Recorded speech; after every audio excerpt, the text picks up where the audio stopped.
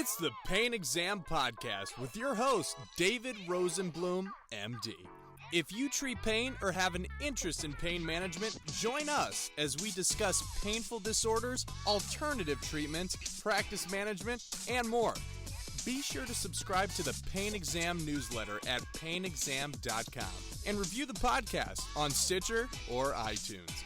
Our high-yield premium episodes are now available on the PainExam app with a premium subscription or access for free with a CME subscription at PainExam.com.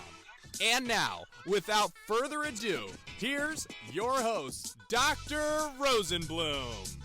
And upcoming courses include the ASPN annual meeting this July, which is going to be in Miami, where I'm going to be co-director for the Ultrasound and Regenerative Medicine course, as well as Latin American Pain Society, which I'm proud to be a part of, in June this year in Brazil. And in September, we have Pain Week, where I'll be talking about AI as well as image-guided pain procedures. Today, we're going to discuss Facet Mediated pain, which can be in the lumbar, thoracic, or cervical spine. Treatments include medial branch blocks, radiofrequency ablation, and emerging therapies such as multifidus stimulation and platelet-rich plasma. So, facet-mediated pain is coming from the facet joints, which is a zygapophyseal joint, which are synovial joints that contribute to spine stability and motion. Facet pain is axial, mechanical, and non-radicular, although there can be pain in the extremities related to this that is referred. Up to 40% of lumbar pain is facet pain, and cervical facet pain is even more common after whiplash. So, getting into it, the facet joints are innervated by the medial branch of the dorsal rami. L5 does not have a medial branch, it has a dorsal ramus. Each joint receives dual innervation at the same level, except for the L5 S1 level, which gets innervation by the L4 and L5 medial branch, as well as the S1 ascending branch. The L4-5 facet, for example, will get innervated by the L3 and L4 medial branches. The L5 dorsal ramus, once again, is not a typical medial branch, and it supplies the facet joint. This is always on the boards, almost always, so it's something that you need to know. As far as the cervical spine, the medial branches supply the facet joint. The third occipital nerve, C3, supplies C2-3 facet joint. That's also quite testable on the boards. With respect to thoracic pain, well, it's similar dual innervation, but the spine is less mobile in this region, and it's less common. The symptoms can also be overlooked clinically.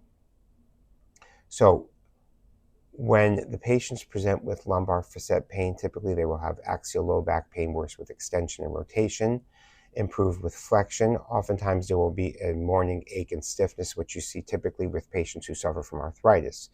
When it comes to cervical facet pain in the neck, the pain can be radiating to the head or the occiput. It could go to the shoulder as well, and once again, it's quite common after whiplash injuries. Thoracic spine facet pain is typically a mid-back pain. It's paraspinal, and it can be mistaken for myofascial pain syndrome. What's the key differentiation point? Well, there's no dermatomal pattern to facet pain.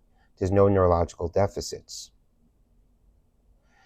The diagnosis is made by medial branch blocks, which is the gold standard, and this is often tested. You could do a diagnostic differential block with lidocaine, and then on a separate day, you could do it with bupivacaine. Medicare's typical requirements for treatments and diagnosis are chronic axial pain for 3 months, failure to respond to conservative therapy, no untreated radiculopathy, and imaging that excludes other criteria. Diagnostic blockade requires a few elements. You need to have over 80% pain relief. Some LCDs allow 50%. You need to have consistent functional improvement. And common real-world questions that relate to facet pain will be about these diagnostic blocks. Facet intra-articular steroids, less predictive than medial branch nerve blocks, is limited evidence on long-term efficacy, although PRP into the facet joints is becoming more popular and is something that I've seen in my practice to be quite helpful and last just as long, if not longer, than radiofrequency ablation. And that's anecdotal. So Clinical pearls, well, when you're doing the block, you want your needle as parallel to the medial branch as possible, especially for the ablation. Not so much for the nerve block, but more for the ablation. The target is the junction of the transverse process and the superior articular process. When you're about to ablate, you want to do sensory stimulation to get concordant pain and ensure there's no stimulation of the motor radicular nerves. You can get motor of the multifidus, which is normal, and you want a lesion for 80 degrees Celsius at 60 to 90 seconds. The target is to get relief for 6 to 12 months, and it's a repeatable procedure. This procedure has been around for many years, at least 3 or 4 decades, and it's quite well established as a standard of care. There can be some multifidus hypertrophy from this, but it may be of minimal clinical relevance. You're targeting dysfunctional multifidus as well with stimulation. Peripheral nerve stimulation is alternative to RFA, and that can be quite helpful. Patients will have multifidus atrophy, fat infiltration on MRI. As far as the regenerative therapy, the aim is to reduce inflammation, promote healing, and there's evidence that's evolving and it's becoming more and more relevant to offer patients regenerative therapies. In terms of board pearls, well, facet pain is worse with extension, usually a morning stiffness and pain. The diagnosis is medial branch nerve blocks. Remember that the L5 dorsal ramus covers L5 S1 and the S1 ascending branch, and C2-3 has the third occipital nerve. So board style questions. Question: Medicare criteria for RFA typically requires A, MRI confirmation, B, 1 diagnostic block, C, 2 diagnostic blocks, D, steroid injection, E, surgery. The answer is C, 2 diagnostic blocks. Facet pain is most commonly worsened by A, flexion, B, extension, C, sitting, D, walking, E, supine position.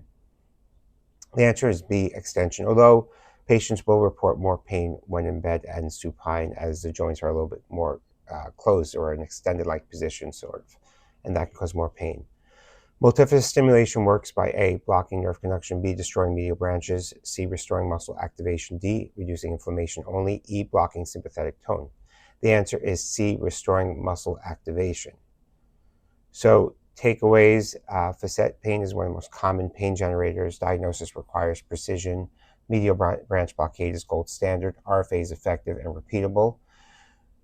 Know the differences between the levels as well as the innervation of each facet joint, which is typically straightforward with the exception of L5-S1 and C2-3. And just make sure that you rule out other pathology when you're looking at patients who have axial pain. And remember that the facet joints can refer to the extremities or other parts of the body, so it's not clearly an axial syndrome all of the time. Nothing's 100%. For board prep, go to nrappain.org, and if you're looking for a pain physician, go to ABPPain.com. Thank you, and please share this with your for all your decisions and actions in response to any information contained herein. These podcasts are not intended as a substitute for the medical advice of a physician to a particular patient or specific ailment. You should regularly consult a physician in matters relating to yours or another's health. You understand that this podcast is not intended as a substitute for consultation with a licensed medical professional. Copyright 2017, David Rosenblum, all rights reserved. No part of this publication may be reproduced, stored in a retrieval system, or transmitted in any form or by any means, electronic, mechanical, recording, or otherwise, without the prior written permission of the author.